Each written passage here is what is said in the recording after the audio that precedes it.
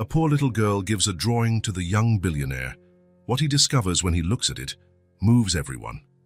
Reed Silas parked his car on the narrow street and looked out the window at the small, weathered brick building. Hope Community Center, announced the simple sign above the entrance. He adjusted his tie, an automatic gesture for someone uncomfortable outside the corporate environment. 15 minutes, he muttered to himself. I just need to sign the donation papers and leave. The donation to the community daycare was the marketing department's idea. Social responsibility, they had said. Good publicity, Reed mentally translated. Not that he cared. Silas Enterprises had more than enough money, and the children certainly needed it more than he did.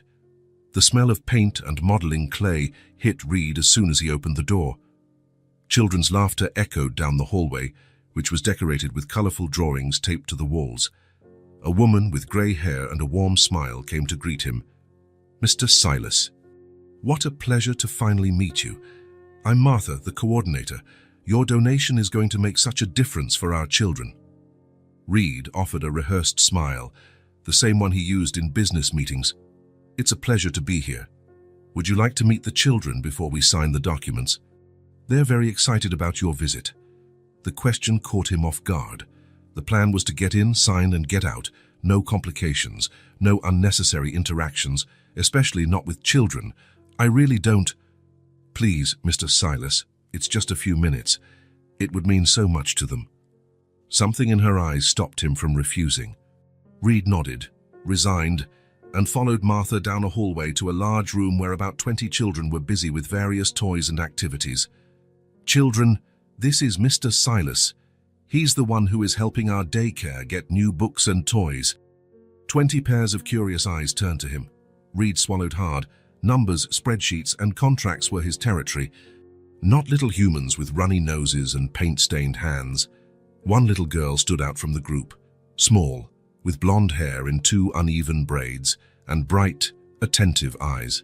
She was carrying a sheet of paper, as carefully as if it were a treasure. Hello, Reed said, uncomfortably. The girl stopped in front of him, studying his face with a surprising intensity for someone so young. My name is Josie, she announced with the characteristic confidence of a 5-year-old. I'm 5.5. I made a drawing. She held the paper out to him, a gesture so determined that Reed found himself accepting it without thinking. The drawing was like any other made by a child. Simple lines, vibrant colors, and impossible proportions. A house, a woman with long hair, a child holding hands with a tall male figure, and a smiling sun in the corner. It's very nice, Reed commented automatically, trying to hand the paper back. Josie refused with a shake of her head. I made this drawing for you, she exclaimed with enthusiasm. Her bright eyes shone as she pointed to the male figure on the paper. You remind me of my daddy. Her voice softened. She brought her small hand to her own chest. He's in heaven, but I feel him here. She pointed to her heart with unshakable certainty. The words hung in the air, simple, direct, and for some reason Reed couldn't comprehend devastating. Josie, dear, don't bother Mr. Silas, Martha intervened, placing a gentle hand on the girl's shoulder. It's no bother, Reed heard his own voice say, distantly. His eyes couldn't leave the child's face. Was there something familiar about her? In the dimples that appeared when she smiled, the shape of her eyes. It was impossible. Reed didn't even have family besides his adoptive parents in another state, with whom he barely spoke. Do you want to see my rock collection? Josie asked, already pulling his hand. Before he knew it, Reed was sitting in a chair far too small for his body, while Josie proudly showed him 6 ordinary rocks that, in her imagination, were rare treasures. This one is magic. When you hold it and make a wish, it comes true, but it only works if you really believe. Reed held the plain grey rock. And what kind of wishes do you make? Josie's smile faded a little. I wished for my daddy to come back, but I guess I didn't believe hard enough. The tightness in Reed's chest intensified. And this one, she continued, showing another rock. I found it on my birthday. Mommy said it was a present from Daddy. For 20 minutes, Reed completely forgot about signing documents, pending meetings, and unanswered emails. He listened to stories about princesses, dragons, and an imaginary cat named Popcorn who only appeared when no one was looking. When he finally stood up to leave, he felt a strange emptiness. Martha walked him to the exit, papers signed and formalities completed. "Josie is a special child," Martha commented. "It's been hard since she lost her father. Her mother works 2 jobs, and they barely see each other during the week." Reed nodded, unable to articulate the confusing mix of feelings he was experiencing. "Thank you again for the donation, Mr. Silas." In the car, Reed looked at the crumpled drawing in his hands. The phrase echoed in his mind. "He looked just like you." Why did it affect him so much? Why did he feel an inexplicable connection to a child he had just met? Reed started the car and drove back to the office, but he knew something had changed. The feeling that there was a truth waiting to be discovered wouldn't leave him. "You remind me of my daddy." The sentence seemed simple. Kids say things like that all the time, don't they? They confuse faces, make up stories, imagine connections. So why had those words pierced so deeply through an armor he didn't even know he was wearing? Reed had no answers. Not yet. But for the first time in years, he felt an urgency that wasn't related to business or money. And he knew he would be back at that daycare tomorrow. Reed couldn't sleep. The image of the blonde girl with bright eyes and her words haunted him all night. He tossed and turned in the king-size bed of his spacious, yet strangely empty, apartment.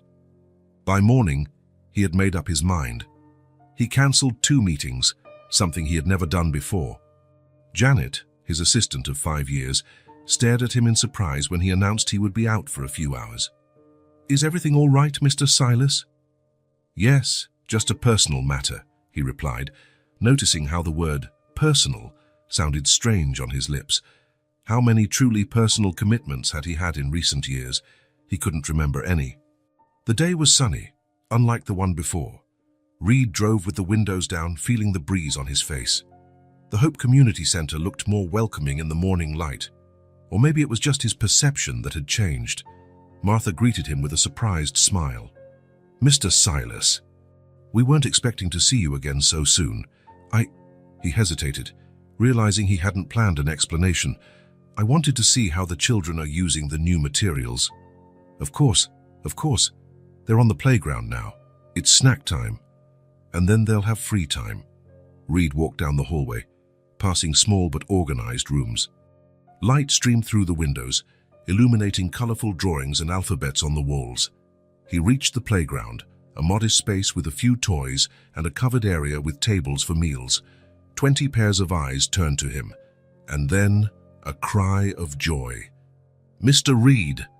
Josie ran towards him, her blonde hair bouncing with each step, a huge smile lighting up her face. She stopped just a few inches from him, as if suddenly remembering some rule of conduct. "You came back!" The sincerity of her joy completely disarmed him. When was the last time someone was genuinely happy to see him? "I came back," he confirmed, surprised by the smile that appeared on his own face. A real smile, not the rehearsed one he used at corporate events. "Want to see my snack? I have chocolate chip cookies." Josie took his hand without hesitation and led him to one of the tables where she was sitting. Reed sat awkwardly on the small bench beside her, his long legs barely fitting under the table. Josie opened her unicorn lunchbox and proudly showed off her treasure, 4 slightly broken chocolate chip cookies. "My mom made them last night. Want one?" Reed accepted the offered cookie, noticing it was homemade. He took a bite, tasting the simple, sweet flavor. "It's delicious. Mommy makes the best cookies in the world," Josie declared with absolute conviction. "Daddy used to say she could open a cookie shop and get rich." The mention of her father created a small pause. Reed watched Josie's face, how her bright eyes momentarily lost a bit of their sparkle. "Did your dad like cookies a lot?" Josie nodded vigorously. "He ate a whole bunch, and then he'd complain that his pants wouldn't close. Mommy would laugh at him." Martha approached with a pitcher of juice. "Mr. Silas, would you like some orange juice?" "It's fresh," Reed accepted, drinking the juice from a small, colorful plastic cup. He noticed Martha watching his interaction with Josie with curiosity. "Mr. Reed is my friend now," Josie informed the coordinator seriously. "He liked my drawing." I see you two are getting along well, Martha commented with a gentle smile. And Josie, when you finish your snack, you can show Mr. Silas our new reading corner that was bought with his donation. When Martha moved away to attend to another child, Josie leaned in as if sharing a secret. Do you want to know more about my daddy? Reed felt a shiver run down his spine. I'd like that very much. His name was Joel, and it's been a year since he went to heaven. Josie fiddled with the edge of her napkin as she spoke. Mommy said it was a car accident. A bad man was driving too fast and hit Daddy's car. The simplicity with which she described the tragedy made Reed's heart ache. I'm so sorry, Josie. Everything's been different since then, she continued, her voice suddenly small. Mommy has to work a lot. She works at an office during the day and at a restaurant at night. She comes home tired, and sometimes, when she thinks I'm sleeping, I hear her crying. Josie looked up at Reed. Mommy cries when she thinks I'm not looking. We miss him so much. Reed swallowed hard, unable to find the right words. Before he would make coffee, help with my bath and tell jokes at dinner, Josie continued. He knew tons of jokes, like, why did the Scarecrow win an award? Why? Because he was outstanding in his field. Josie giggled at her own joke, a crystalline sound that contrasted with the sadness of moments before. Reed laughed too, not so much at the joke itself, but at the joy on her face. Did your dad tell that joke? All the time. Mommy would pretend to be mad, but she'd laugh too. Daddy used to say that laughing is the best medicine for everything. The other children began to disperse across the playground to play. Josie remained seated, looking at Reed as if he were a fascinating puzzle. Do you have kids, Mr. Reed? The question caught him by surprise. No, I don't. Why not? The simplicity of the question disconcerted him. Why not, indeed? He had never really considered the idea. He was always busy building his company, making money, expanding his business. So I guess I never found the right time, he finally answered. Josie considered the answer seriously. Daddy used to say that having a family is the best thing in the world, better than chocolate. Reed smiled. Your dad sounds like he was a very wise man. He was the wisest of all, Josie said with the absolute certainty of a child. He knew how to fix everything. When my bear lost its arm, he sewed it back on. And when the shower broke, he fixed it with a special tool. Reed listened intently, absorbing every little detail about this man he didn't know, but who, for some reason, seemed important. Your mom must miss him very much, Josie lowered her voice. She keeps his shirt under her pillow.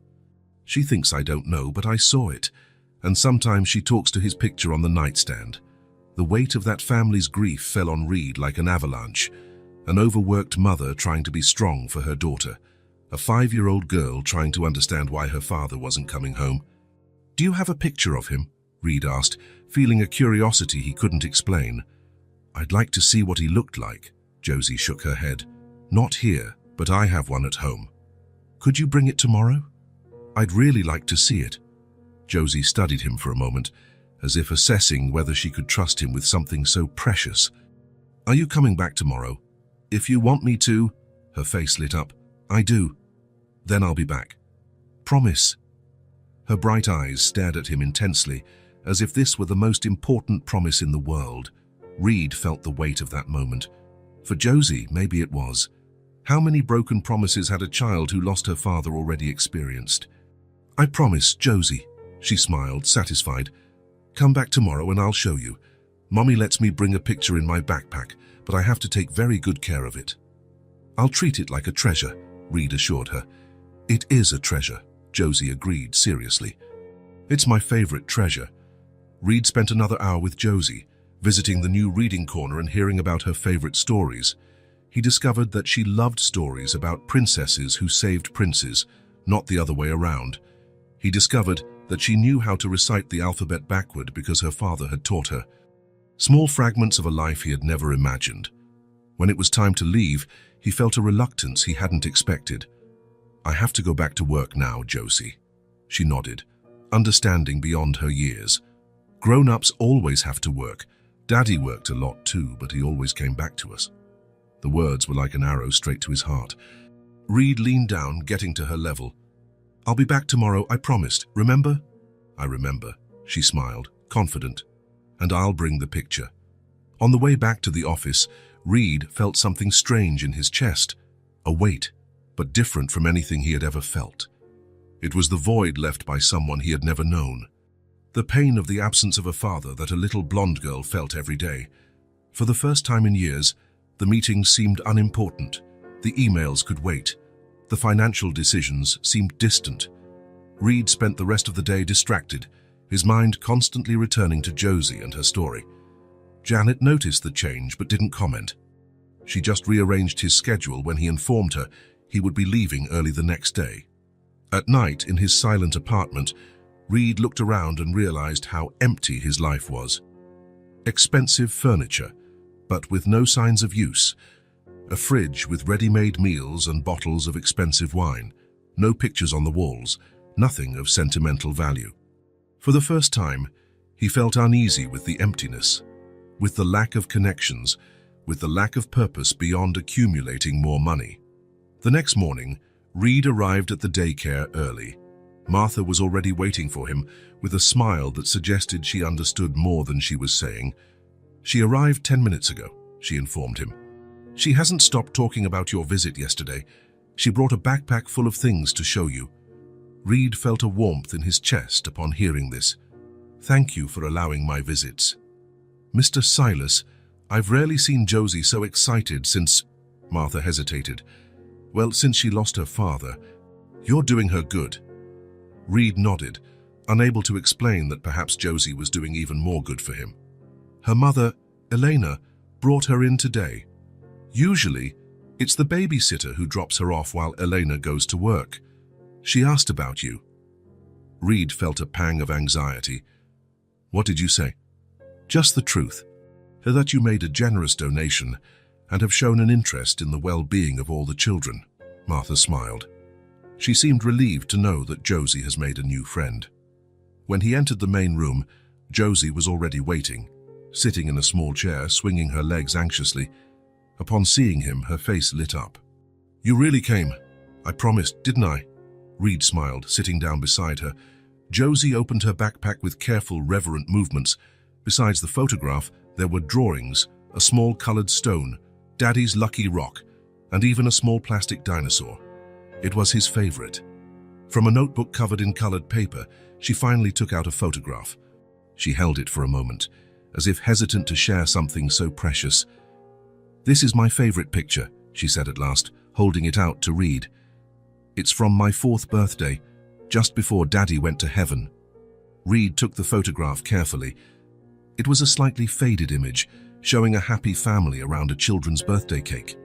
A beautiful woman with dark hair smiled next to Josie, who was wearing a colorful party hat.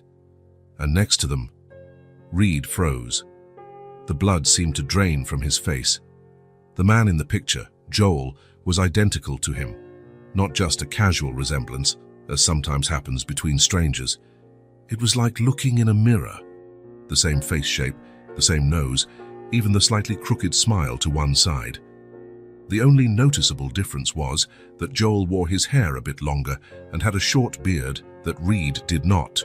Josie. His voice failed. Your father. See? I told you he looked just like you, Josie exclaimed, not noticing the shock on Reed's face.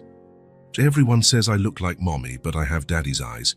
She pointed to her own bright eyes, then to the man's in the photo. The same eyes Reed saw every morning in the mirror. What was your father's full name? Reed asked, trying to keep his voice steady. Joel Silas, Josie replied, taking the photo back and holding it affectionately. He was the best dad in the world, Silas. The same last name. It couldn't be a coincidence. And did he have any brothers or sisters? The question escaped his lips almost involuntarily. Josie shook her head. He said it was just him and Grandma Nora. But Grandma lives far away now. Reed felt the room spin. His mind raced with possibilities, questions, theories. Who was Joel really? Who was Nora, and how did he, Reed, fit into this story? He said he was going to teach me everything, Josie continued, running her small fingers over her father's image.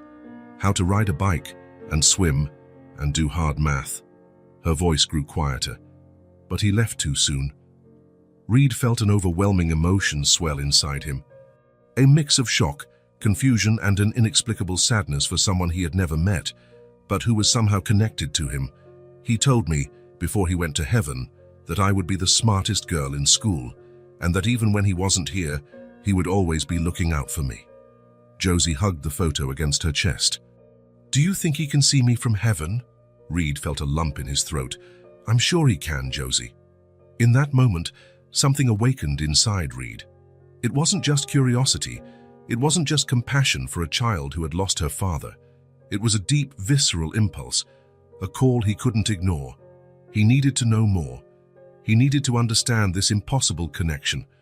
And more than that, he needed to do something. For the first time in his life, Reed Silas felt there was something far more important than contracts and profits. There was a little girl with eyes just like his who had lost a father identical to him, and somehow, he knew his life would never be the same. Reed drove for 3 hours without stopping. The road to his parents' house was long and monotonous, but he barely noticed the scenery. His mind was filled with questions that needed answers. The rental car parked in front of the suburban house where he grew up. 2 stories, a well-kept garden, a 2-car garage. The same house as always, but today it seemed different, as if it held secrets he had never noticed. Margaret and Thomas Silas greeted him with surprise. Unannounced visits were not Reed's style. "Son, what a wonderful surprise." His mother hugged him tightly. "Why didn't you let us know you were coming? I would have made your favorite cake." Reed accepted the hug but couldn't return it with the same enthusiasm. "I needed to talk to you, in person." His father, always more reserved, watched his son attentively. "Is something wrong with the business?" "No, it's personal." The 3 of them sat in the familiar living room. The same beige sofa, the same photos on the walls. Reed at graduation, Reed receiving awards, Reed at his first company, a life carefully documented. Reed took a deep breath. There was no easy way to ask the question, "I need to know about my adoption." The silence that followed was heavy, almost tangible. Margaret looked at Thomas, a silent conversation passing between them. "Why now, after all these years?" his father finally asked. Reed took Joel's photo from his pocket. He placed it on the coffee table. "Because I found this man. Or rather, I found his daughter." Margaret picked up the photo with trembling hands. Her face turned pale. "My God, it's like looking at you." His name was Joel Silas. He died a year ago in a car accident. He left behind a 5-year-old daughter named Josie. Thomas adjusted his glasses, examining the photo more closely. "There's no doubt about the resemblance. Why did you never tell me the truth?" The question came out more bitter than Reed intended. "Why keep it a secret?" Margaret held her husband's hand. "It wasn't a secret, Reed. We always knew we would have this conversation one day. We just never found the right time." "And when would the right time have been?" "When I was 50, 60, Thomas sighed. "You were always so focused, so determined. In school, in business. You never showed any interest in your past." Reed felt a pang of guilt. It was true, he had never asked. He always looked forward, never back. "Tell me everything. Now." Margaret stood up, left the room, and returned with an old shoebox. She sat down again, placing the box on her lap. "You were only 3 days old when you came to us. We were volunteers at the state orphanage. We had been trying to have children for years." Her voice trembled slightly. "When the social worker called us saying there was a newborn baby, we knew it was our moment." She opened the box, revealing a yellowed envelope, a pair of tiny socks, and a hospital identification bracelet. "This is all you came with." There was no letter, no names of your biological parents. Reed picked up the bracelet. It was so small it barely fit on his finger. "So there are no records?" Thomas shook his head. "Just the basics. You were left on the orphanage's doorstep during the night. The social worker estimated you were 3 days old. You were well cared for, clean, fed. Whoever left you did it with a lot of love and probably a lot of pain." Reed opened the envelope. Inside, there was only an official admission form to the orphanage, dated May 12, 1987. In the description, a single line, newborn, left at the door. And the last name, Silas? We gave it to you, Thomas replied. So your name on the record was just Baby Doe. Reed felt a void grow inside him. There was no story, no connection, just a blank page.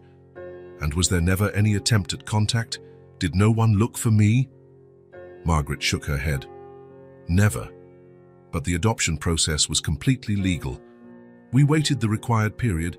We did everything according to the law. Reed looked at Joel's photo again. And now I find out I have had a brother. Perhaps a twin brother.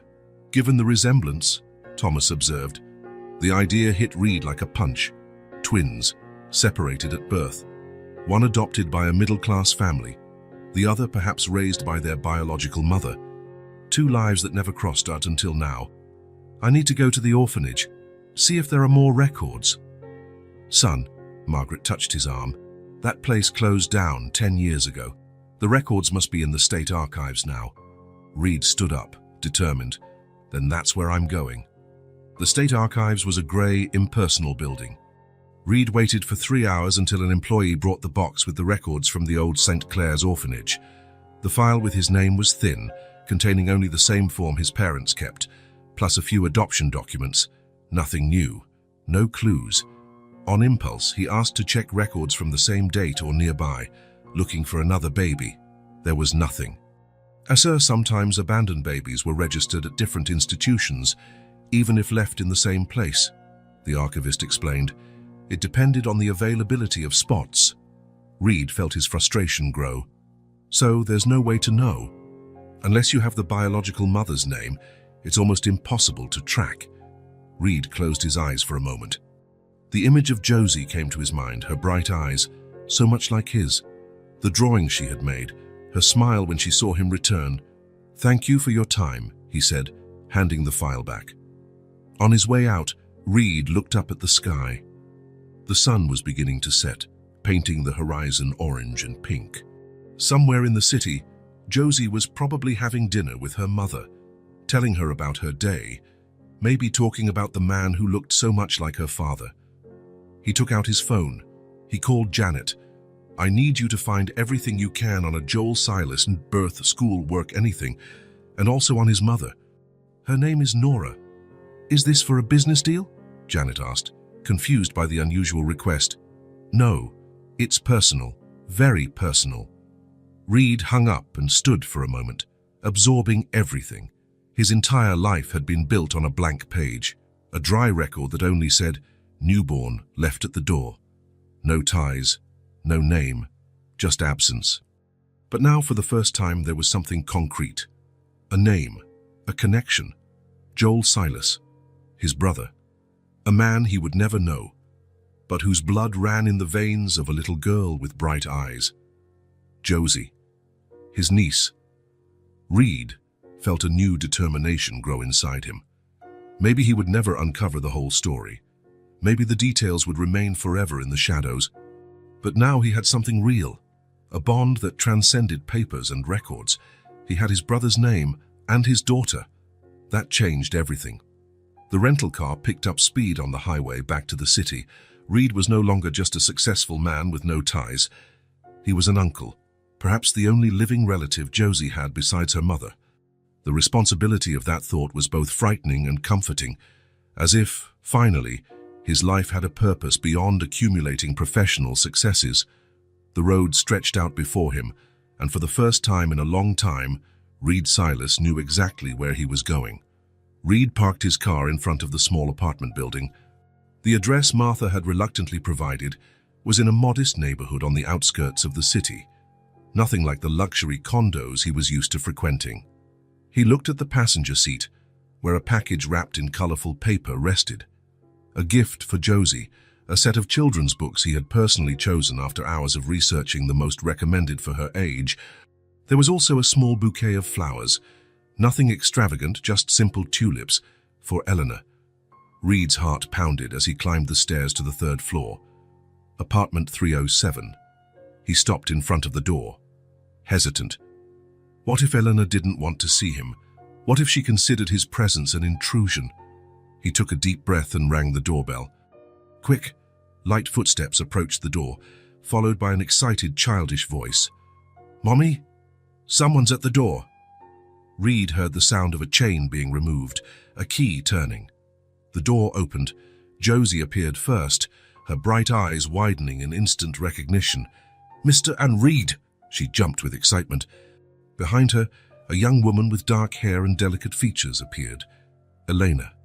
The same one from the portrait, though with more tired features, subtle dark circles under her eyes. "You must be Mr. Silas," she said, her voice calm, restrained. "Josie has been talking a lot about you." And then her eyes truly saw him. The color drained from her face. Her hands reached for the doorframe for support. "My God," she whispered. Reed gave a small, uncomfortable smile. "I know this must be a shock." Eleanor continued to stare at him, as if seeing a ghost. You have Joel's face, even the way you walk." "May I come in? I'd like to talk." Elena seemed to snap out of a trance. "Of course, please." She opened the door wider, letting him pass. "Sorry for the surprise. Josie told me you looked like Joel, but there's no way to adequately describe it," Reed completed, understanding perfectly. "I brought a gift for Josie," he said, handing her the package. "And these are for you." He offered the tulips. Eleanor accepted the flowers with a shy smile. "Thank you, you didn't have to." "Can I open it now, Mummy?" Josie was already shaking the package, trying to guess its contents. "Of course, sweetie." Reed observed the small apartment, while Josie enthusiastically tore the wrapping paper. The place was simple but cozy. A combined living room and kitchen, 2 bedrooms visible through ajar doors. The walls needed painting. The sofa showed signs of wear, but everything was impeccably clean and organized. Small personal touches were everywhere. Josie's drawings on the walls, a colorful blanket on the sofa, plants in makeshift pots, photos in simple frames, including one of Joel in a prominent position on the bookshelf. "Books!" Josie exclaimed, delighted with the gift. "Look, Mommy, there's one about dragons and another about a girl who goes to the moon. They're beautiful, sweetie. What do you say to Mr. Reed?" "Thank you." Josie hugged the books to her chest. "I'm going to read them all today." Elena smiled. "Maybe not all at once. Why don't you go show them to Hippo? He'll love them." Josie nodded and ran to her room, talking excitedly to an imaginary friend or perhaps a stuffed animal. An uncomfortable silence hung between the adults. "Coffee?"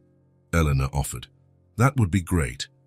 Reed sat at the small kitchen table while Elena prepared the coffee. He watched her efficient movements, the way she kept her back straight even though her body betrayed her exhaustion. "Martha told me you work 2 jobs, Reed commented. Elena nodded, without turning around. "At an accounting office during the day. At Gino's restaurant 3 nights a week. The bills don't pay themselves. It must be hard. We do what we have to." She placed 2 cups on the table and sat down. "But you didn't come here to talk about my work schedule." Reed appreciated her directness. "No, I came because I believe Joel was my brother, possibly my twin brother." Eleanor showed no surprise. "I figured something like that. Share the resemblances." She took a deep breath. "It's uncanny. It's like he's come back." "Did you know he had a brother?" She shook her head. "Joel was raised only by his mother, Nora. He never mentioned a brother, let alone a twin, but it makes sense now." "How so?" "He always had this feeling, like a part of him was missing. Sometimes he'd wake up in the middle of the night, restless. He'd say he dreamed of someone he couldn't reach." She smiled sadly. "I thought it was just a part of his personality. Now I wonder if it wasn't something more." Reed felt a shiver. How many nights had he woken up with the same feeling? How many times had he felt that something was missing, without ever understanding what? "I need to find Nora," Reed said. "She must have the answers." Eleanor bit her lip. Nora moved away after Joel passed. It was too much for her. We lost touch. Reed felt his frustration grow. Another dead end. But I have her sister's address. In Carson City. Maybe she knows where Nora is now. A spark of hope. "Could you give me that address?" Elena nodded. "Of course, but..." She hesitated. "What?" "Joel was a wonderful man. The best father Josie could have had. If you're looking for answers about your past, I hope you understand that you're meddling with her present too. Reed understood the implicit message. Don't hurt my daughter. Don't come into our lives just to disappear later. I have no intention of causing more pain, he assured her. I just want to understand who I am, and to meet the family I never knew I had. Just then, Josie came running back into the room. Mommy, Hippo wants Mr. Reed to read the dragon book to us. Can he? Elena looked at Reed questioningly. It would be an honor, he replied sincerely. Reed didn't plan to start visiting Elena and Josie's home. It happened naturally. First, calls asking if he could visit again. Then, an invitation for Sunday dinner. Soon, he was stopping by 2 or 3 times a week. Each visit revealed more about Josie and Elena's world. A world so different from his, and yet strangely familiar, as if a part of him had always belonged there. On a Tuesday, he arrived after work to find Eleanor dealing with a crisis at the kitchen sink. The plumbing is old, she explained, frustrated, as she tried to tighten a connection with a wrench. The landlord has been promising to fix it for months. Reed took off his jacket and rolled up his sleeves. Can I try? Elena handed him the tool, surprised. You know about plumbing? I worked in construction during college. He smiled at her expression. I wasn't always a man in a suit. While Reed fixed the sink, Josie approached with her sketchbook. Want to see the dragon I drew today? Of course I do. Reed watched attentively as she turned the worn pages of the sketchbook. The pencils she used were small, some almost impossible for adult hands to hold. Still, her drawings were vibrant, full of imagination. That's the best dragon I've ever seen, he commented sincerely. Her face lit up at the compliment. Daddy used to draw dragons for me too. The mention of Joel no longer hurt as much. It was becoming a constant, almost comfortable presence. Reed began to feel like he was getting to know his brother through his daughter's eyes. The following week, he brought a set of professional colored pencils and a new sketchbook.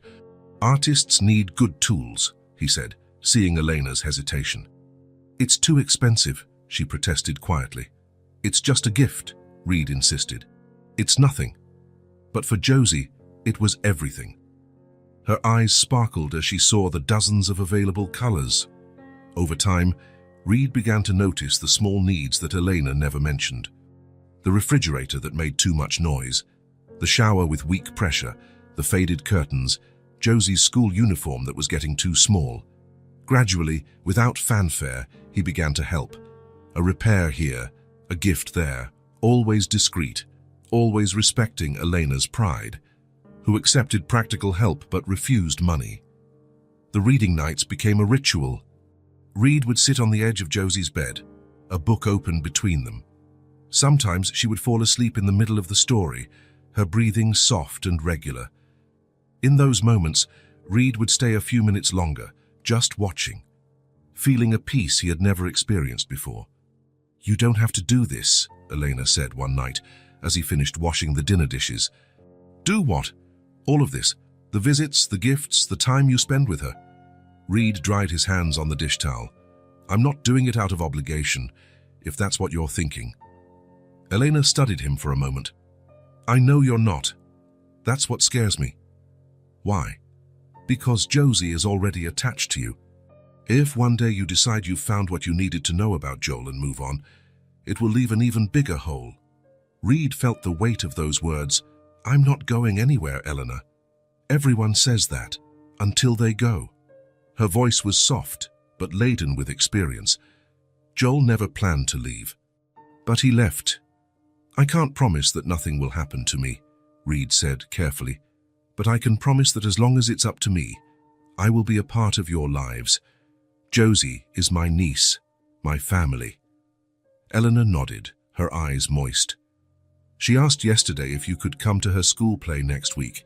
It will be the first time she's been on a stage since the accident. I'll be in the front row, Reed guaranteed. A month after his first visit, Reed watched Josie playing on the small living room rug, completely absorbed in creating a city with building blocks he had brought.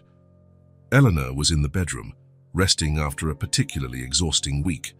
The apartment no longer felt so strange. He knew every corner, every creak of the floor. He knew Elena's routine, Josie's preferences, the problems they faced. He looked at the photos on the bookshelf. Joel smiled from one of them, hugging Elena, with a baby Josie in his arms. A complete family. There was a space next to that photo, an empty space like the one Joel left in their lives. Reed realized then what was happening. Slowly, imperceptibly, he was stepping into that space. Not to replace, no one could replace Joel, but to support, to be a presence, a support, a pillar for Josie, who needed someone to ask about her day, to read stories, to applaud her drawings. For Elena, who had been carrying everything alone since Joel was gone. The bills, the worries, the weight of raising a child without the partner she had chosen for life. Reed had never been needed before. His life was made of transactions, not connections, of business, not people. But here, in this small apartment, with its peeling walls and its indescribable warmth, he was needed. And for the first time in his life, that was enough.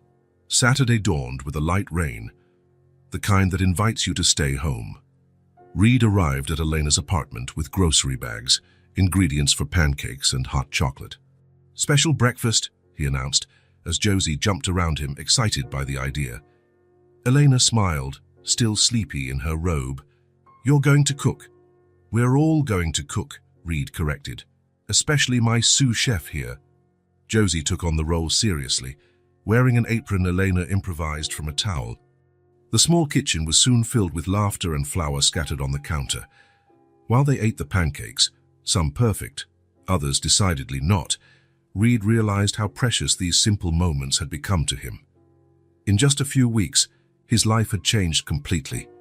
The business meetings, the dinners at expensive restaurants, the international trips, it all seemed to belong to another life, another person.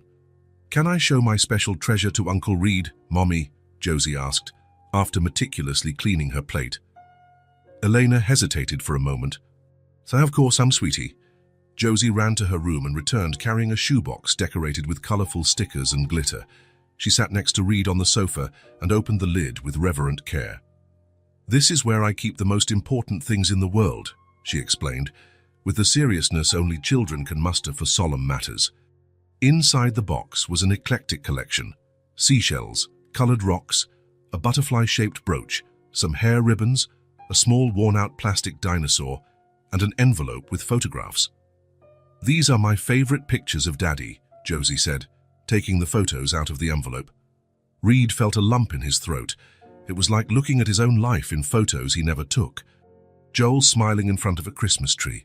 Joel holding baby Josie. Joel with a ridiculous birthday hat making a face at the camera. "He always made us laugh," Josie commented, running her finger over her father's image. "Even when he was tired." Reed observed every detail, absorbing information about the brother he never knew.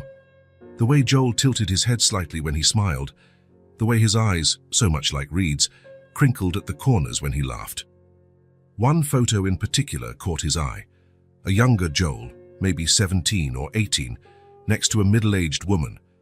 Both were smiling in front of a modest house. "Who is that with your dad?" Reed asked, pointing to the woman. "That's Grandma Nora," Josie replied, picking up the photo to look closer. "But we haven't seen her in a long time." Reed felt his heart race. Nora, his biological mother. The woman who, for some unknown reason, had separated her children, keeping one and giving the other up for adoption. "She seems nice," he commented, trying to keep his voice casual. "She makes the best cookies ever," Josie stated. "And she has a garden full of colorful flowers. She used to let me help water them." Eleanor approached, sitting in the armchair opposite them. Her gaze met Reed's, understanding the significance of that moment. "Why don't you visit Grandma Nora anymore?" Reed asked, carefully. Josie shrugged, already distracted by another photo. Elena took a deep breath before answering. "After Joel was gone, we lost touch. Life got hard." There was more in that simple sentence than Elena was saying. Reed could feel it. "Josie, sweetie," Elena said, "how about you put your treasure away and watch a little bit of cartoons while Uncle Reed and I talk?" Josie nodded, carefully putting her precious items back in the box. "Can I watch Frozen?" Of course.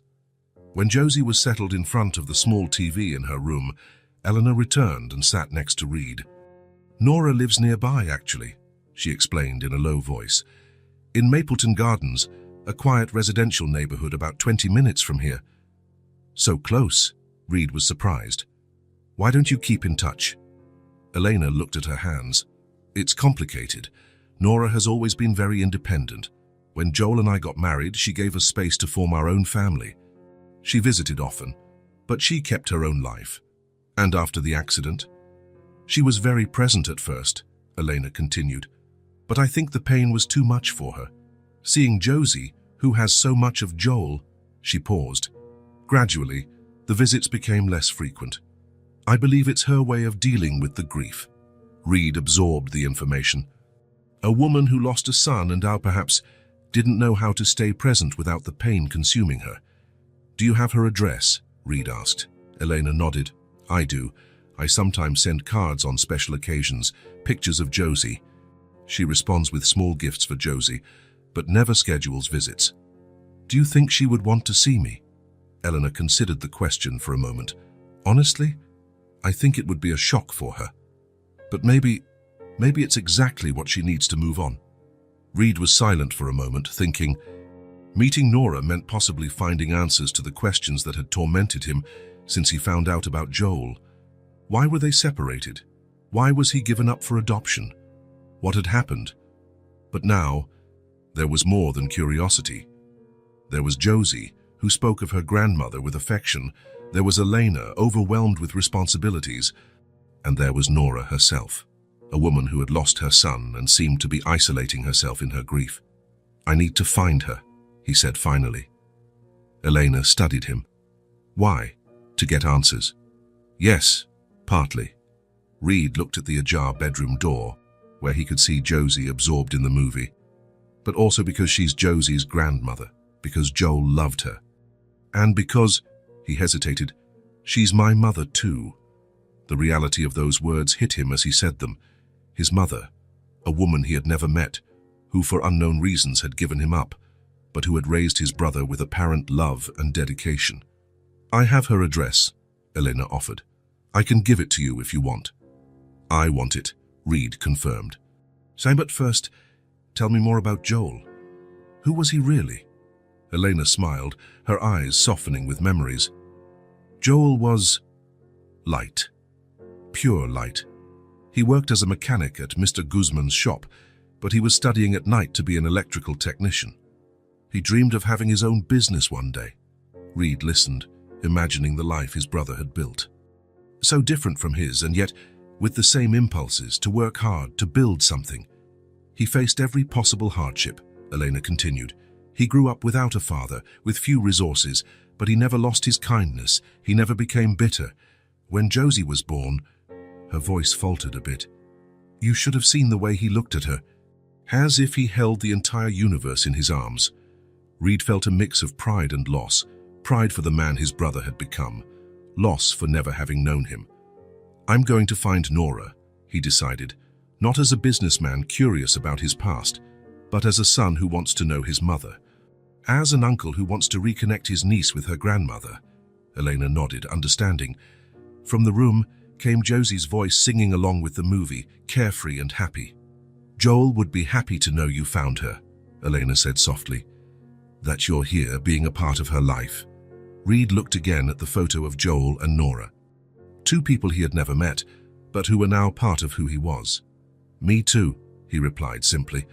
Reed parked in front of number 247 Maple Street in Mapleton Gardens.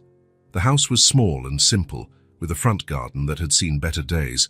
The flowers Josie had mentioned were there, but they seemed to lack care. A few wilted petals scattered on the lawn suggested recent neglect. He took a deep breath, feeling the weight of the moment. All his life, he had imagined what this meeting would be like, if it would ever happen at all. Now, on the other side of that modest door, was the woman who brought him into the world and, for reasons he still didn't understand, had given him away. He walked along the small path of irregular stones to the porch. The paint on the door was peeling, and one of the windows had a small crack in the glass. Everything pointed to a house inhabited by someone who had lost interest in maintenance. He rang the doorbell. There was no immediate response. He tried again, this time hearing slow footsteps approaching. The door opened slowly, revealing a woman with grey hair tied in a loose bun. She looked to be in her early 60s, but the lines around her eyes and her stooped posture suggested that life had taken its toll. She wore a faded blue cardigan over a simple blouse. When her eyes met Reed's, she froze, the color completely drained from her face. Her hands trembled, reaching for the doorframe for support. "My God," she whispered, her voice barely audible. "I'm Reed," he said softly. "Reed Silas." Tears began to stream down Nora's face before she could even articulate a response. Her legs seemed to give way, and Reed instinctively reached out to support her. You're the other one," she managed to say between sobs. "I never thought I'd see you." Reed helped her sit in the rocking chair on the porch, kneeling beside her. The resemblance in their eyes was undeniable, the same bright eyes Josie had inherited from Joel. "I found out about Joel," Reed said gently, "and about Josie." Upon hearing her son's name, Nora broke down in more intense tears. "My boy, my Joel. I'm so sorry for your loss." Nora looked at him through her tears, studying every feature of his face. "It's as if he's here. We're exactly alike. May I come in? I'd really like to talk." Nora nodded, drying her eyes with the sleeve of her cardigan. Of course. Forgive the mess. I haven't had visitors in a long time." The inside of the house confirmed the external impression. It was clean, but revealed neglect.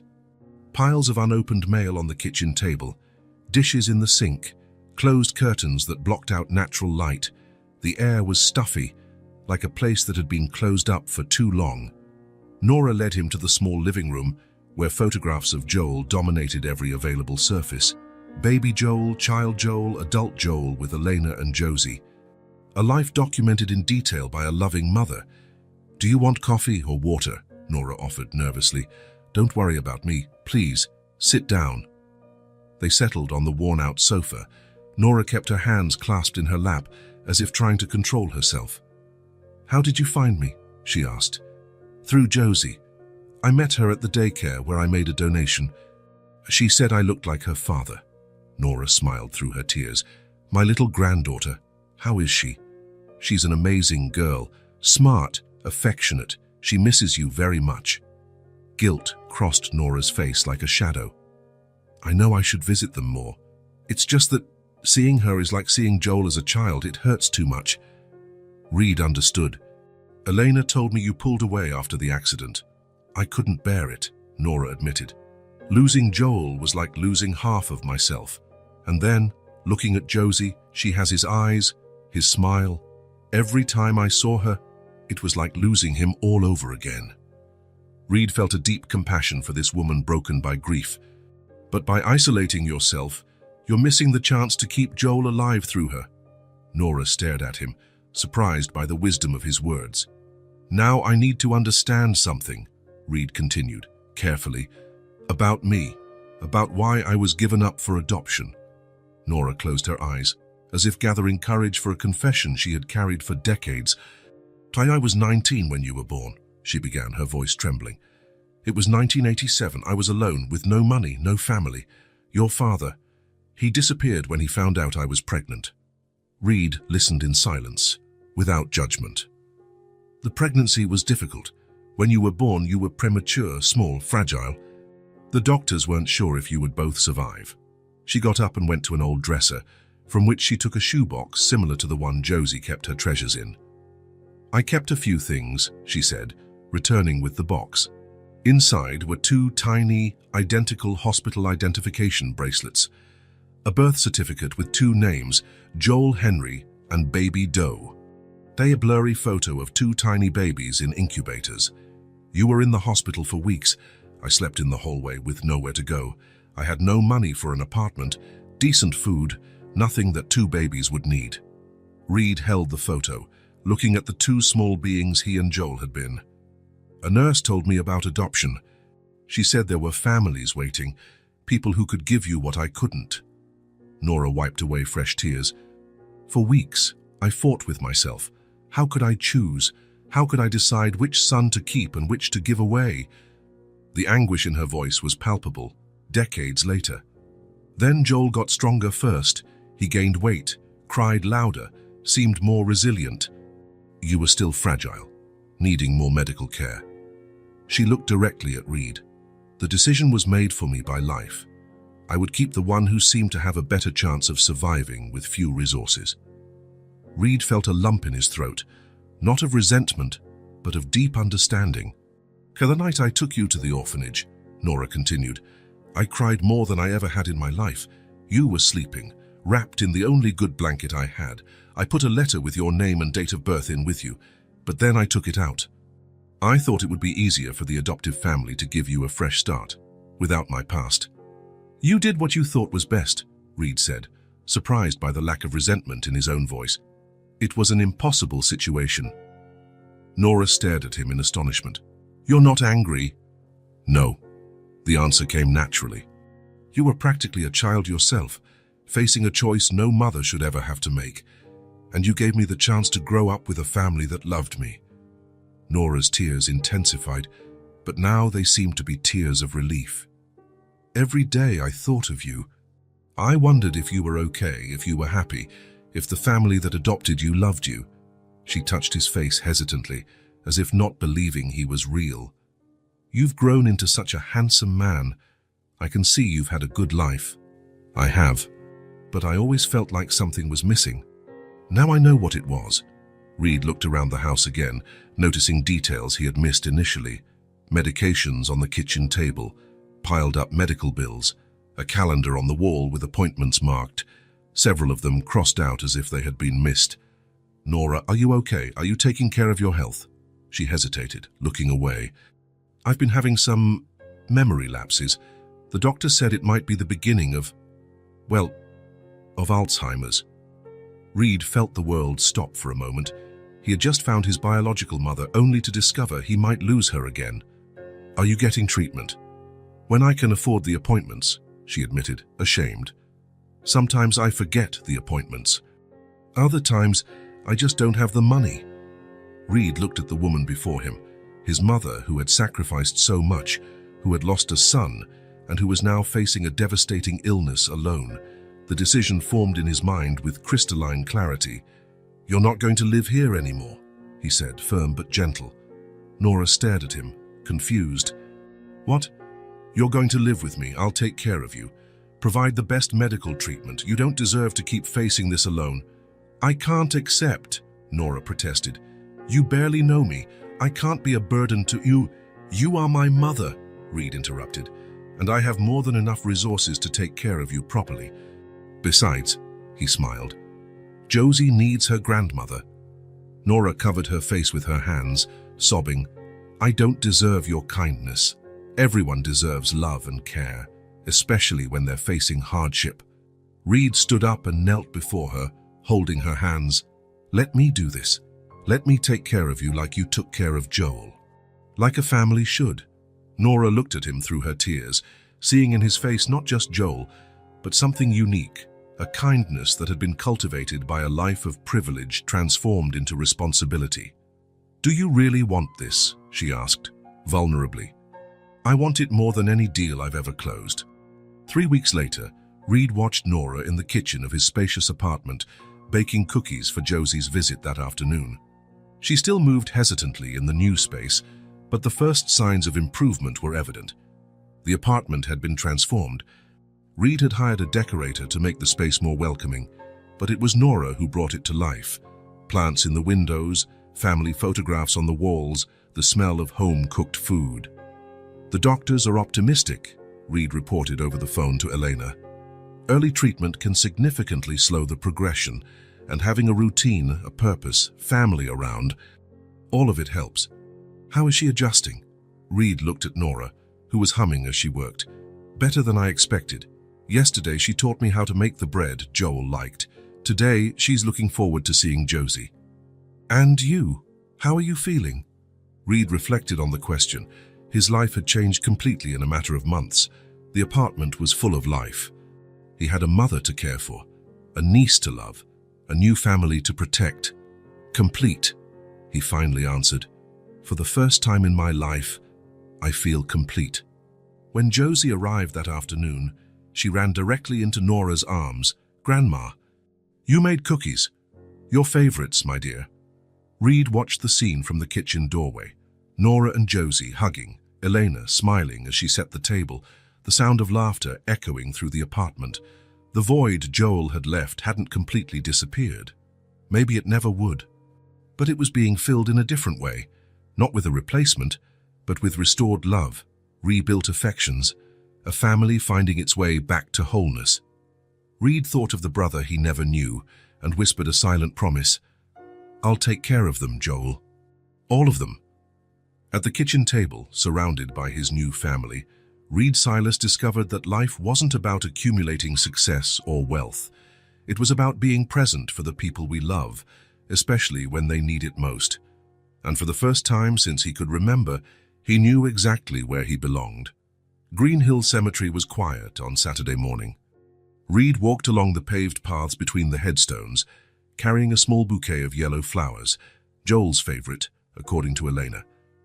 The sun filtered through the treetops, creating patterns of light and shadow on the well-kept lawn.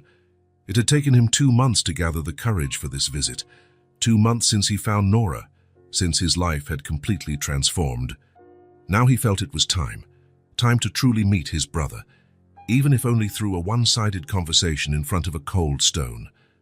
The headstone was simple, as Reed imagined Joel would have chosen. Grey granite with discreet inscriptions. Joel Henry Silas, 1987-2024. Beloved son, husband, and father, your light lives on in our hearts. Reed stood for a long moment, just observing. The engraved words seemed inadequate to contain an entire life, all the unfulfilled dreams, all the jokes Joel would no longer tell, all the hugs Josie would not receive. He placed the flowers in a small vase next to the headstone and sat on the damp grass, not caring that his expensive suit might get dirty. Hi, Joel, he began, feeling strange talking to himself in the silence of the cemetery. I'm Reed, your brother. A gentle breeze moved the leaves of the nearby trees, as if nature were listening. I know this must sound crazy. I mean, you probably didn't even know I existed, right? I didn't know about you either. Reed took a deep breath, finding the words. But I found out through Josie, man. What an incredible girl you raised. Reed looked up at the blue sky, wondering if somehow Joel could hear him. She has your eyes, you know. And that way she tilts her head when she's thinking about something important. Eleanor showed me pictures of you, and it's scary how much we looked alike. He chuckled softly. I guess we really are twins. An elderly couple walked by in the cemetery, talking in low voices. Reed waited for them to move away before continuing. I wanted you to know that I found our mother, Nora. She's living with me now. Reed's voice grew firmer. She told me about when we were born. It was an impossible situation, Joel. She was just a kid. No money, no support. She had to choose between us. Reed plucked a few blades of grass, rolling them between his fingers. I don't hold any resentment against her. In fact, I admire the courage she had. And she raised you well, man. From the way Josie talks about you, the way Elena lights up when she tells stories, you were an incredible man. The words began to flow more easily, as if an emotional dam had broken. You know, my whole life has been about control, about building a company, making money, closing deals. I had everything planned, everything measured, everything calculated. Reed took his gold pen from his inner jacket pocket, a Mont Blanc he had received when he closed his first major contract. This pen here, it signed multi-million-dollar contracts. It was my symbol of success. He twirled the pen between his fingers, watching how it reflected the sunlight. But when I met Josie, when she showed me that drawing, everything changed. I realized I had built an empty life. Rich, but empty. Reed smiled, remembering Josie's first genuine smile. She taught me that there are more important things than money. That family isn't about DNA. It's about being present. A yellow butterfly landed briefly on the headstone before flying away. Reed chose to see it as a sign. I didn't know you existed, Joel, but now I'm here, and I'm going to take care of your girl." His voice grew more intense, filled with determination. "They are everything I didn't know was missing." Reed stood up, smoothed out his suit, and walked until he was right next to the headstone. "I want you to know that Josie talks about you every day. She tells your bad jokes to Nora." He laughed. "By the way, your mom is doing better. The treatment is helping, and having family around has made a huge difference." Reed gently touched the top of the headstone, feeling the cold texture of the granite. "Elena is doing well too. She still works hard, but now she has support. She doesn't have to carry everything alone." He paused. "She's an incredible woman, Joel. I can see why you fell in love with her. And Josie. She's a perfect mix of you both." The cemetery remained silent, but Reed didn't feel alone. It was as if a calm presence enveloped him, a sense of peace he hadn't experienced in a long time. "I'm going to teach her to ride a bike, like you planned. I'll be at her school plays. I'll read her stories to sleep." Reed's voice trembled slightly. "I'm going to try to be half the father you were." Reed held the gold pen for a final moment, thinking of all the important signatures it had made, all the deals it had closed. Then, carefully, he placed it on Joel's headstone. "This represented my old life, a life of control, of calculations, of emotional distance." He took a step back. "I don't need it anymore. I've learned that the most important things in life can't be controlled or planned. They just happen." A cloud passed over the sun, creating a temporary shadow before the light returned, brighter. "I promise I will protect your family, Joel. Our family." Reed took a deep breath. "And I promise I will always talk about you to Josie. That she will grow up knowing what an incredible man her father was." Reed stood for a few more minutes in silence, just absorbing the moment. Then, softly, he said, "See you later, brother. I'll see you around." As he walked back through the cemetery, Reed felt something different. It wasn't the closure he expected, but rather an opening. A connection that transcended death. A bridge between two lives that never physically crossed, but were now eternally linked through the shared love for a girl with bright eyes. In the car, before starting the engine, Reed looked back one last time. The golden pen shone on the granite headstone, a symbol of transformation left behind. He drove back home, to Nora preparing lunch, to Josie waiting for him to help with a puzzle, to Elena who would come for dinner later, to a life that finally made sense. Reed Silas had found his brother through death, but more importantly, he had found himself through life. And he knew that Joel, wherever he was, would approve of the family they had built together. 3 days after his visit to Joel's grave, Reed found himself sitting on his apartment balcony, watching the city move at dusk. He didn't miss the gold pen he had left on his brother's headstone. On the contrary, he felt lighter without it, as if he had left behind not just an object of ours, but an old version of himself who lived only for work. Nora was in the kitchen preparing dinner, humming a tune that Joel used to whistle, a habit she had resumed after moving into the apartment. The space had completely transformed since her arrival. Green plants in the windows, smiling photographs on the walls, the constant smell of home-cooked food in the air, small personal objects that made the place a truly welcoming home. Eleanor arrived promptly at 6 in the evening, as had become routine in recent months. She held Josie's hand, who immediately ran to hug Reed with the characteristic enthusiasm of a 5-year-old seeing someone special. "Uncle Reed, look what I made in school today," she exclaimed, pulling a colorful drawing from her small backpack, still slightly damp with paint. Reed examined the work with genuine attention, as he had learned to do. It was a family in front of a house, all smiling under a radiant sun with bright yellow rays. He immediately recognized the figures: Elena with her long, dark hair, little Josie beside her with her characteristic braids, Nora with her gray hair in a bun, and an ethereal figure in the sky with a gleaming golden halo, Joel, watching from above with a protective smile. "It's beautiful, Josie. Who are all these special people?" "Our family," she replied with absolute naturalness. "Mommy, me, Grandma Nora, and Daddy in heaven looking after us." Reed noticed there were only 4 figures in the drawing. He wasn't included. Dale Smaller's unexpected pang in his chest made him realize how accustomed he had become to being part of that core. how his identity was now intertwined with these people. "I'm going to show Grandma," Josie said, running to the kitchen with the tireless energy that characterized her afternoons. Eleanor sat next to Reed on the comfortable balcony, watching her daughter disappear through the door. Reed noticed the subtle lines of fatigue around her eyes, marks he had learned to recognize after months of being together. "How was work today?" Reed asked, his genuine concern showing in his voice. "Tiring. The restaurant was packed last night, and the double shift was harder than usual." Eleanor sighed deeply, massaging her temples with circular motions. "But I'm fine. I always manage." Reed watched her for a moment, noticing how even after months of close proximity, Elena maintained this posture of an unshakable fortress, as if admitting weakness or fatigue was an unacceptable failure. "Elena, can I ask you a personal question?" "Of course, go ahead." "Why do you never ask for help? Even when it's obvious to everyone around you that you're overwhelmed." She laughed softly, but there was no real humor in the sound. It was more of a defense mechanism.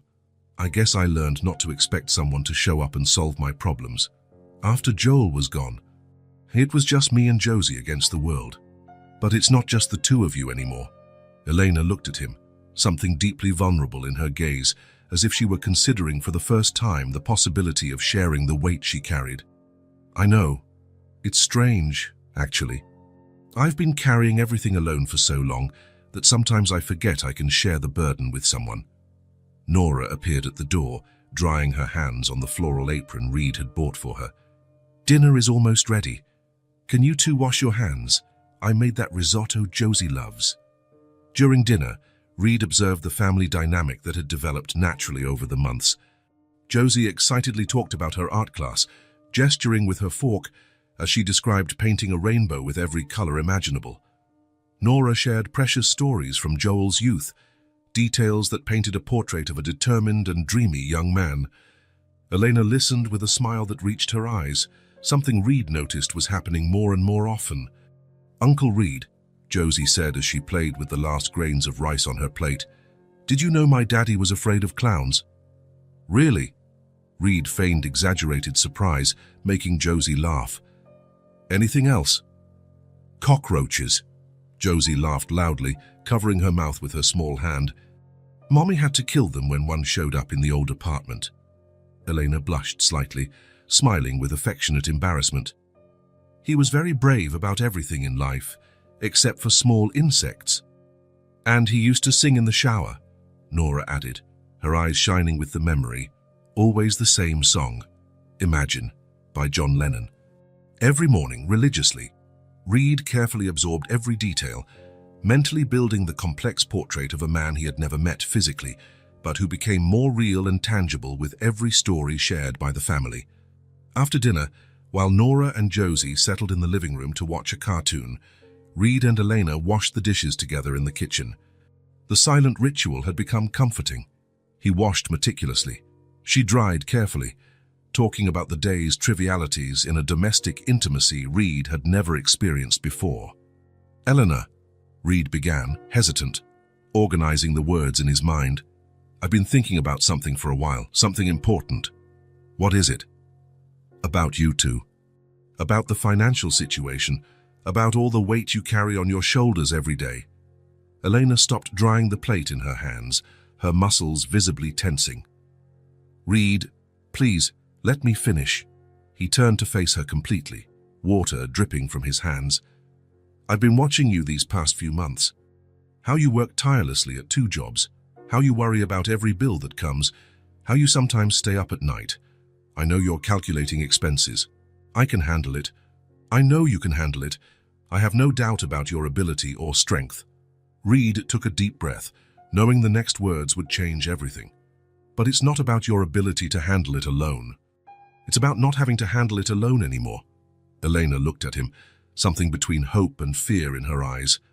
"I want you to know that you two will no longer have to worry about anything," Reed said, his voice firm and filled with absolute determination. "Josie will have everything she needs, the best private school, music lessons if she shows interest, dance, art, any activity that sparks her curiosity. College, graduate school, trips around the world if she dreams of it, and you too, Elena. You can stop working at night if you want. You can go back to school. You can follow your own dreams that were put on hold. You can just breathe without worrying about money. I promise." The plate slipped from Eleanor's hands, clattering into the sink with a dry sound that echoed through the kitchen. Her hands were visibly trembling, and Reed saw tears forming in her eyes. I can't accept this. It's too much. It's not charity." Reed interrupted gently but firmly. "It's family taking care of family. Josie is my niece, my blood. You are part of my life now, part of this family we've built together. I have more than enough resources to take care of you, and it would be not only a pleasure but an honor to be able to do so." Elena began to cry, silent tears streaming down her face, carrying years of accumulated tension and worry. "You don't understand what this means. For so long I felt like I'm slowly sinking, trying to keep everything running with tape and hope. Sometimes I wake up in the middle of the night with my heart racing, panicking, thinking about how I'm going to pay next month's bills." Reed hugged her as she sobbed quietly, feeling her body tremble with the relief of finally being able to share this burden she had carried alone for so long. "You came when we needed you most," she managed to say between tears, her voice broken with emotion. "When I was really at my limit, not knowing how to keep pretending everything was okay. Thank you for not leaving when you saw how complicated our situation really was." "I will never leave," Reed said firmly, his voice filled with conviction. "This is my family now, forever." They held each other for several minutes, the distant sound of the TV in the living room serving as a comforting soundtrack to this moment of deep, transformative connection. When Elena finally calmed down, drying her eyes with the dish towel, they returned to the living room. Josie was lying on the soft rug, drawing on a new piece of paper with her colored pencils, with Nora sitting in the nearby armchair, knitting a pink scarf.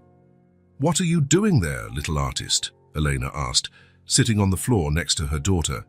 "A special drawing," Josie replied, focused on her work, her tongue sticking out slightly in concentration. Reed joined them on the floor, curious about this new creation. The drawing was completely different from the previous one, more detailed, more careful, made with greater attention to detail.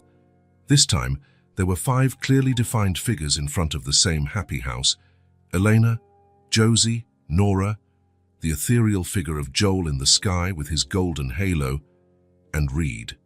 But it wasn't just his presence that caught the eye.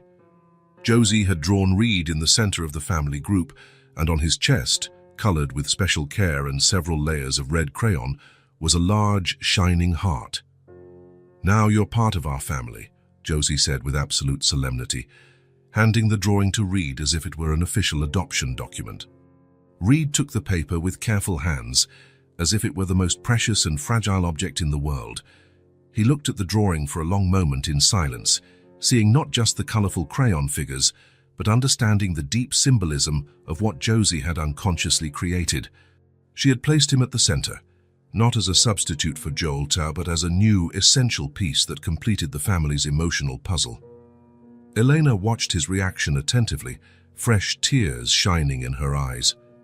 Nora had completely stopped knitting and was looking on with an emotional smile that lit up her entire face.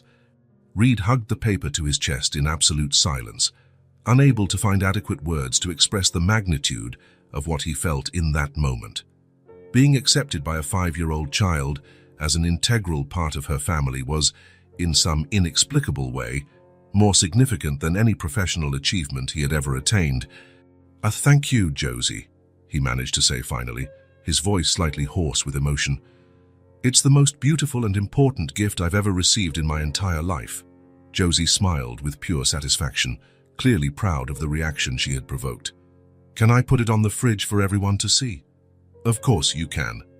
In fact, I'm going to buy a special frame for it." She ran to the kitchen with characteristic energy, and Reed heard the familiar sound of tape being unrolled. When she returned a few minutes later, she had a proud and accomplished smile on her face. "There. Now everyone who comes here will know we're a real family." The rest of the evening passed in a comforting and warm calm. Josie showed Reed her favorite book about a brave princess, insisted he read with different voices for each character, then gradually fell asleep on the sofa between him and Elena. When the inevitable time came for Elena and Josie to leave, Reed felt the familiar reluctance he experienced every time they departed. "Elena," he said as she put a sleepy Josie in the car, "how about you two come for lunch here on Sunday? I can try to cook something special." "You cook?" she asked, genuinely amused. "I'm learning from Nora." "I'm not good yet, but I'm very enthusiastic." Elena laughed genuinely. "We'd love to come. Josie will be thrilled." The following Sunday, Reed woke up early and spent the entire morning in the kitchen with Nora, patiently learning to make the handmade pasta she said was Josie's favorite dish. His hands, so used to holding elegant pens and shaking hands in meetings, were clumsy with the sticky dough. "You're getting better with every try," Nora encouraged. "Your optimism isn't very convincing," Reed laughed. Joel was terrible in the kitchen at first too. He burned 3 pans trying to make scrambled eggs. Elena and Josie arrived promptly at noon, bringing homemade dessert and colorful flowers. The table was carefully set with what Reed considered his best attempt at creating a homely atmosphere, matching napkins, lit candles, soft music. During the lively lunch, Josie shared that she had told a friend from school about her Uncle Reed, who appeared from the sky just as Daddy went to the sky. "She said that's pure magic," Josie reported seriously. "Maybe it is magic," Elena said, looking at Reed with a special smile. After lunch, while Elena and Nora cleared the kitchen, Reed called Josie to the balcony. "Josie, can I show you something very special?" She nodded vigorously. Reed led her to the small outdoor space, where he had left a surprise covered by a white sheet. With a theatrical flourish, he pulled off the fabric, revealing a small, vibrant pink bicycle, decorated with fluttering, colorful ribbons on the handlebars and a small wicker basket in the front. Josie's eyes widened in astonishment. "Is it really mine?" "It's all yours. I thought it might be the perfect time to learn how to ride a bike." Josie touched the bicycle with reverence. "Daddy was going to teach me when I turned 6. "I know," Reed said softly, kneeling to be at her level. "How about we learn together?" "I'll hold on to you." Josie looked at him for a long moment, her bright eyes shining with an emotion and determination that simultaneously reminded him of Joel and her own unique personality. "Do you really promise you won't let go?"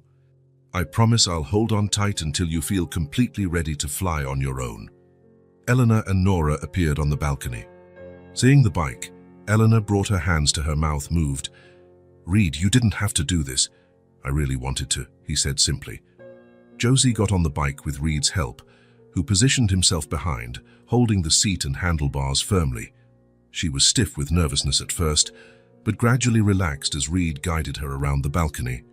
"Am I really riding?" she asked him, excited. "You're riding perfectly," Reed confirmed, smiling. Elena watched from the doorway, tears of happiness in her eyes. Nora stood beside her, both witnessing this special moment. After a few minutes, Josie started to laugh, a crystalline sound that echoed across the balcony. Reed laughed too, feeling a genuine happiness he had forgotten was possible. "Can I try by myself?" she asked after a few laps. "Are you sure?" "I'm sure, but you'll stay close, right?" "I'll always stay close." Reed gradually loosened his grip, keeping only a supporting hand. Josie pedaled with growing determination. "Look, Mommy." "I'm flying," she shouted, her laughter filling the air. In that moment, Reed felt something fundamental complete within him. It wasn't just about teaching a child to ride a bike. It was about being present for the important moments, about creating lasting memories, about being the person Joel would have been. When Josie finally stopped, radiant, she ran to hug Reed. "Thank you for teaching me. Can I ride again tomorrow?" "You can ride whenever you want." Elena approached, her eyes moist. "Joel would be so proud," she said quietly. "I sincerely hope so," Reed replied. That afternoon, as the sun set, Reed looked around. At Nora helping Josie clean the bike, at Elena arranging the flowers, at the drawing taped to the fridge. His life had changed completely. He was no longer the lonely businessman. He was Uncle Reed, Nora's son, part of a family formed in the most unlikely way. And as he watched Josie laugh and plan her next adventures, Reed knew he had found something no money could buy: real purpose, unconditional love, and a place where he truly belonged. They laughed. And they moved forward, together as a true family. If this story touched your heart, subscribe to the channel and turn on notifications so you don't miss the next ones. Leave a like, because it helps this story get recommended to more people. See you in the next story.